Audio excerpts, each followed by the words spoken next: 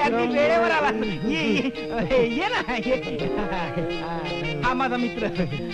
मी तुम्हाला म्हटलं नव्हतं तो इस्रायलला जाणार आहे, तोच हा. अरे वा वा वा वा वा. इस्रायलला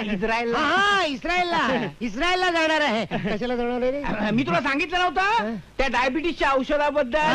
तेव्हा तुम्हाला काय म्हणाला की त्याला 50 रुपये नाही 70 रुपये पडतील. 70 रुपये म्हणालो होतो. तेच न्यायला आलोय. अच्छा अच्छा. औषध घेणार ना तुम्ही? आणायचंय तर आणायचंय ना? हो. 70 रुपये म्हणतो. ऐकलं मी ते. हे घ्या 20 रुपये आणखी.